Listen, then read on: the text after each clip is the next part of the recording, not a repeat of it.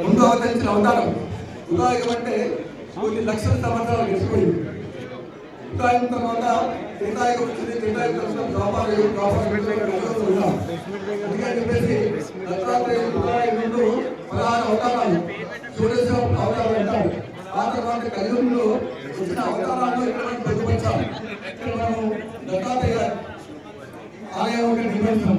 ఇక్కడ మీరు ఈ దత్తాత్రేయుల ఆలయానికి వచ్చేసి ఇక్కడ దర్శించి దత్తాత్రేయుడు స్మరణ మాత్రమే కనిపిస్తారట. మీరు దత్త దత్త దత్త అంటే మీకు కథలు వస్తుంది.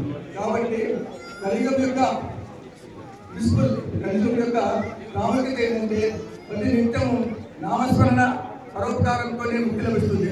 కాబట్టి మనం ఎన్ని కార్యక్రమాలన్నా ఎన్ని రోజులు చేసినా ఒకసారి వచ్చి ఈ దేవాలయానికి వచ్చి ఇక్కడ దర్శనం చేసుకొని అక్కడి ఇక్కడ పక్కన పంచవటిని ఏర్పరిచాం. పంచవటి అంటే బ్రహ్మ స్వయంగా సూచించిన చెట్టు, బ్రహ్మ స్వయంగా నాటిన చెట్టు. ఆ చెట్లతో ఇక్కడ పంచవటిని ఏర్పాటు చేశాము.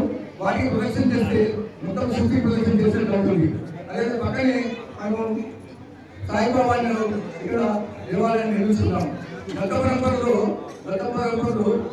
అక్కలకోట మహాస్వామి, అక్కలకోట స్వామి తర్వాత విష్ణు పరంపర సాయినాథుడు.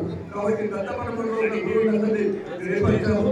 గురువు అందరికీ ప్రాముఖ్యత ఉంది. ఎందుకంటే కృష్ణ భగవానుడు రామచంద్రుడు వారు కూడా గురువు చెప్పినట్టు విన్నారు. గురువుకు ప్రాముఖ్యత ఉంది. కాబట్టి గురువు యొక్క